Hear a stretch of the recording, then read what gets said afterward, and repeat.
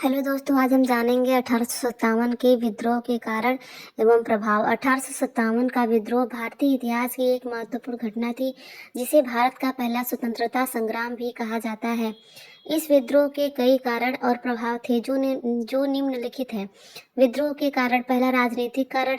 British east India company की विस्तारवादी नीति और राज्यों का हड़प नीति। अंग्रेजों द्वारा भारतीय राजाओं और नवाबों का अपमान, जैसे अवध के नवाब वाजिद अली शाह को जबरन गद्दी से हटाया जाना। मुगल सम्राट बहादुर शाह जफर के उत्तराधिकार को समाप्त करने की घोषणा। दूसरा है आर्थिक कारण। भारी कर प्रणाली और जमींदारी प्रथा के कारण किसानों की स्थिति खराब हो गई। भारतीय कारीगरों और उद्योगों का पतन, जिससे बेरोजगारी बढ़ी। अंग्रेजों की व्यापार नीति से देश की अर्थव्यवस्था को नुकसान। तीसरा, सामाजिक और धार्मिक कारण।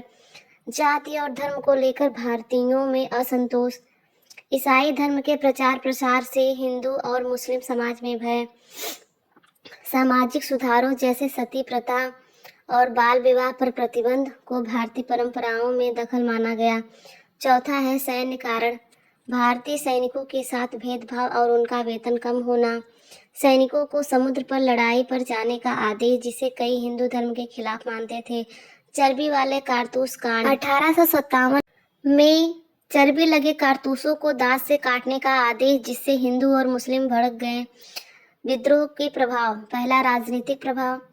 ब्रिटिश ईस्ट इंडिया कंपनी का शासन समाप्त हुआ और भारत सीधे ब्रिटिश सरकार के नियंत्रण में आ गया। 1858 का शासन अधिनियम लागू हुआ। ब्रिटिश सम्राट ने भारत की सरकार अपने हाथों में ले ली। दूसरा, प्रशासनिक प्रभाव। गवर्नर जनरल का पद बदलकर वायसराय कर दिया गया। ब्रिटिश सरकार ने भारतीयों के प्रति नरम नीति अपनाने का दिखावा किया। अंग्रेजों ने फूट डालो और राज करो नीति को बढ़ावा दिया। चौथा है सैन्य प्रभाव।